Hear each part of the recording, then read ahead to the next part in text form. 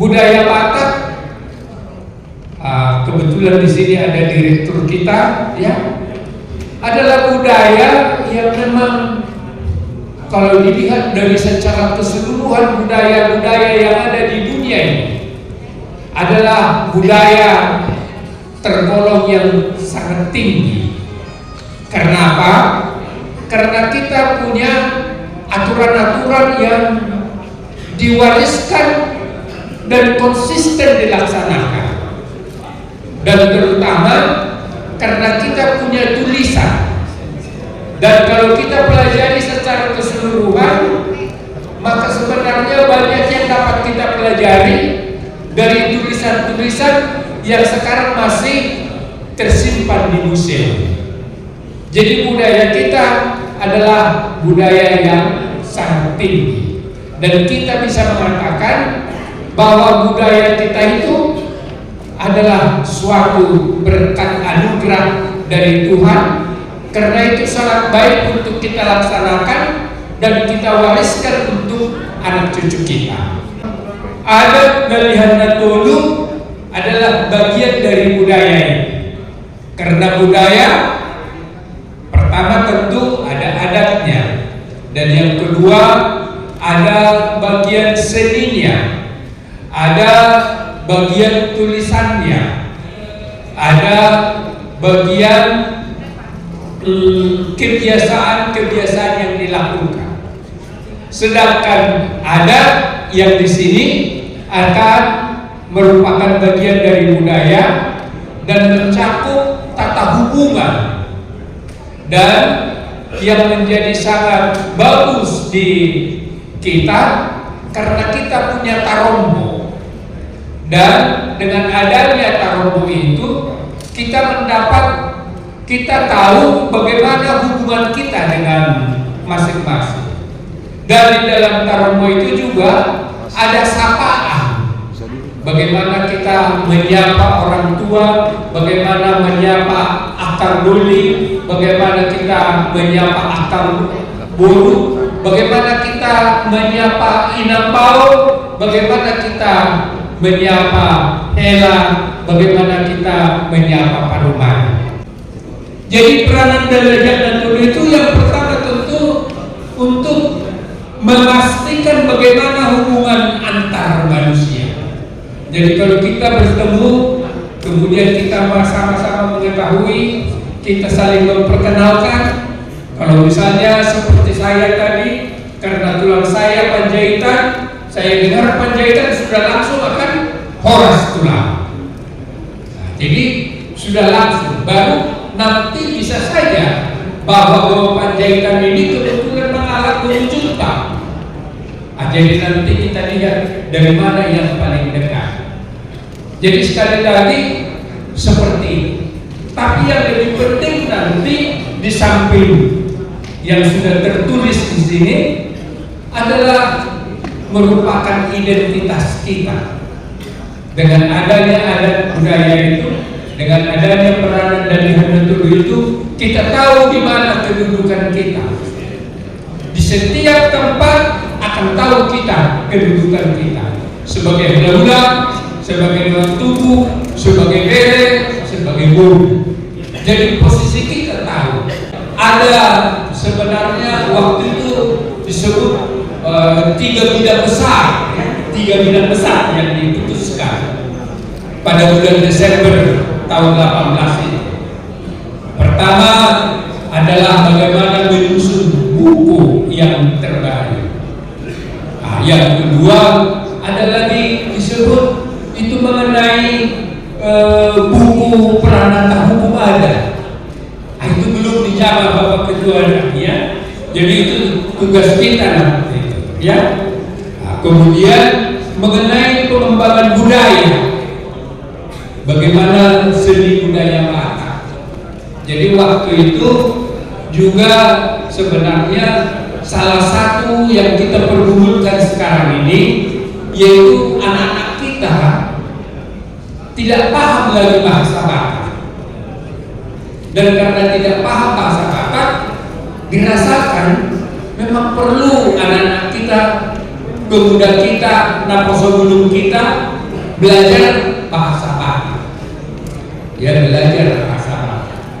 Dan waktu itu Bapak Budi dari pemilik universitas ini sudah bersedia kalau ada warga-warga yang belum punya tempat untuk mengajarkan naposo gunungnya, baik seni tari maupun belajar bahasa Batak, boleh menggunakan tempat ini. Di sini banyak ruangan, jadi ruangan ini bisa dipakai mau belajar bahasa Batak, mau belajar menari. Jadi kita ucapkan terima kasih. Pada waktu itu juga itu termasuk komitmen. Sebagai pendahuluan waktu itu memang sudah saya persiapkan pelajaran bahasa Batak, dan itu diterbitkan oleh universitas ini, Kebutuhan Tulang. Jadi kalau ada yang mau, tinggal pesan nanti ke sekretariat di sini. Jadi buku bahasa Batak. Jadi itulah antara lain yang sebenarnya diharapkan dengan ini. Kenapa juga seni budaya Batak nanti juga akan ada diceritakan. Sebenarnya juga tahun 2018 itu sudah disepakati oleh semua warga Batak. Jadi boleh yang hadir waktu itu coba ingat-ingat, yaitu kalau nanti ada pesta itu mengalak guru junta. Kalau ada pesta mengalak guru junta, yang nanti yang mengalak adalah sinaga, maka yang menortor menyambut hula-hula itu harus guru junta. Jadi harus guru junta supaya sinaga-sinaga yang datang di situ masih melihat lagi, malah tak guru junta ini. Lalu kalau main dia yang punya. Itu maksudnya. Itu sudah disepakati waktu itu. Yang kedua, membagi lapet ke kopi, tidak usah dari catering, tapi naposo dari kedua belah pihak. Simanjuntak melayani sinaga, naposo sinaga melayani Simanjuntak. Jadi buku edisi kedua, di sini disebut buku cetakan kedua kadang-kadang, atau buku edisi kedua. Sebenarnya tidak terlalu banyak perbedaan dari buku yang pertama dengan buku yang kedua ini. Ya, tapi karena kata sambutan pun sudah berbeda. Ya, jadi kata sambutan sudah berbeda. Jadi namanya lebih cocok edisi kedua, ya, edisi kedua. Jadi bukan lagi cetakan kedua, karena sudah banyak yang berbeda, walaupun tidak banyak sekali perbedaannya. Babnya sama saja. Bab pertama pendahuluan, bab kedua itu mengenai umpama, empasa atau tarombo sebenarnya. Kemudian bab ketiga acara pesta, bab keempat itu mengenai bagaimana perkawinan campuran, dan yang kelima itu adalah bagaimana membuat ada pertemuan-pertemuan yang sebenarnya itu kumpulan doa tapi diadakan, misalnya tardidi, naik sidi dan sebagainya, ya.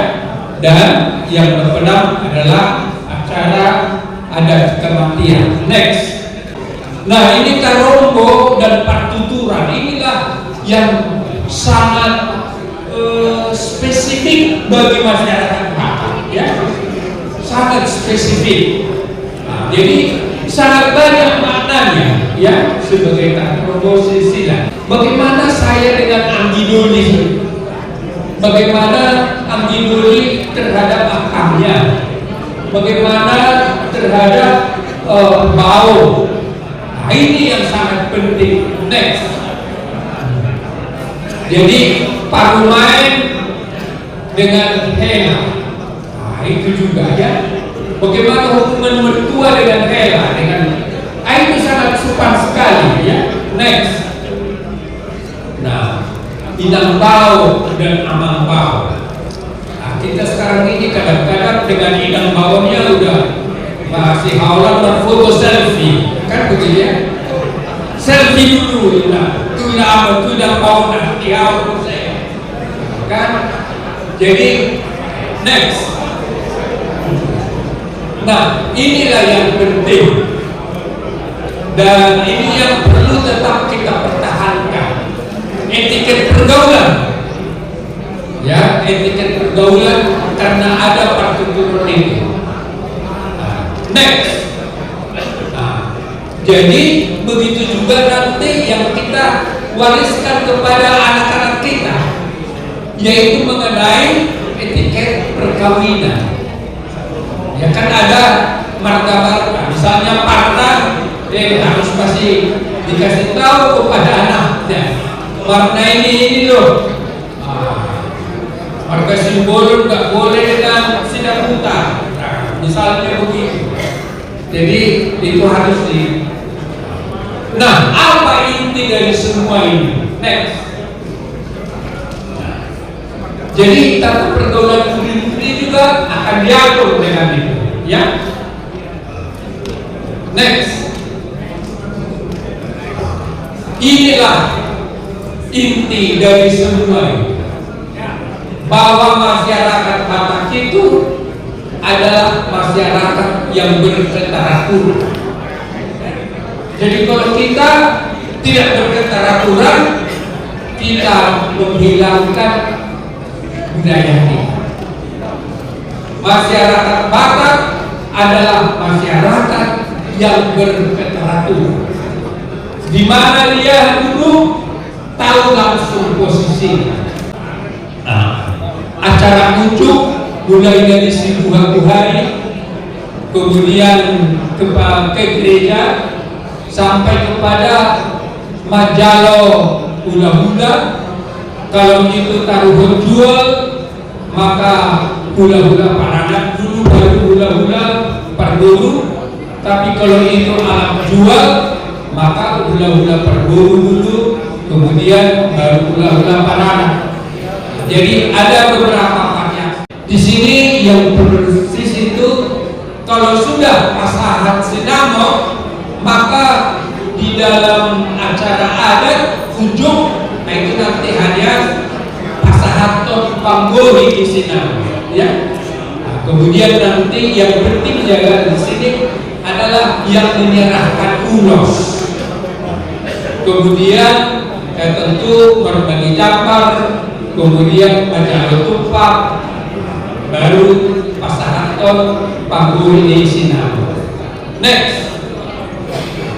Jadi yang penting di sini bahwa ulos yang diserahkan oleh Parboru, ulos nomor Harohoa maksudnya 17.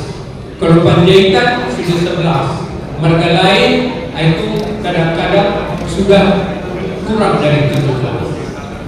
Dan ulos holong dari Parboru maksimum 17. Ulos holong dari kuda-kuda, dari tulang, itu adalah yang diatur di sini ada maksimum 5, kemudian dari tulang maksimum 3. Jadi itu sebenarnya hanya untuk mengatakan kalau tulangnya ada 5 masih hidup semua, ya 5 lah begitu. Tapi kalau tulangnya ada 5, tapi hanya tinggal 2 yang hidup, jadi boleh dipertimbangkan. Ya yang 2 ini saja yang memberikan ulos holong herbal, yang lain memberikan ya ulos-ulos, ya. Yang belum masuk buku, jadi belum masuk buku ini ya, yaitu Pesta Poso. Sebenarnya sudah disetujui dulu, kita harus usahakan ada Pesta Poso. Kedua adalah yaitu penari menjemput kuda-kuda yang tadi itu ya. Dan yang ketiga berbagi kopi dan lapet ya. Itu yang belum dituliskan, belum dimasukkan dalam yang pelaksanaan adat. Sebenarnya di tahun 1995 oleh Pertukuan dalam Dalian Tolu sudah dituliskan di situ bahwa pelaksanaan adat itu tidak selalu harus pagi hari, boleh malam hari. Jadi kalau kita sekarang setiap hari Sabtu sekitar 45 pesta adat di Jabodetabek. Jadi kalau ada 45, saya dapat 3 undangan. Satu di Perintis, satu di Jakarta Barat, satu lagi di Bekasi. Praktis gak bisa saya hubungi lagi. Jadi kalau malam, mau hari Kamis, hari Rabu, dan hanya satu undangan, bisa saya hadiri dengan cepat. Itulah ya. Jadi sudah disepakati itu, tapi belum ada yang melaksanakan. Saya coba melaksanakan anak saya dengan mengundang 500, dan saya undang semua, ada 10 dari marga-marga untuk melihat. Pak Mas jam 3, kemudian Majalah Hula-Hula jam 6 sore. Selesai adat dengan senang semua. Jam 9 parmain saya sudah terima di rumah. Jam 9 seperempat. Karena dari pesta ke rumah saya cuma hanya 15 menit. Kami sampai jam 10:30 masih bisa berhandai-handai di rumah. Tapi gak ada yang mengikuti. Anak guru saya kawin tanggal 11 bulan 11 tahun 1911, tahun 2011 dengan 300 yang saya undang. Begitu bahagianya. Tapi tentu teman saya, karena teman saya pasti banyak dari beberapa organisasi, Yayasan Danau Toba ini, ya saya buat lagi resepsi. Saya membuat resepsi. Disitulah saya undang. Nah, kalau betul mau ada efisien, itu yang harus dilakukan. Maka kepada anak cucu kita bisa katakan pesta doa adat dona balga, adat dona merah. Jadi sebenarnya kalau ada pesta-pesta perkawinan, nggak bisa di sini, tidak usah. Ya, jadi itulah yang tentu sekali lagi bahwa sebenarnya masih ada yang perlu kita lanjutkan. Mulai dari kita Horas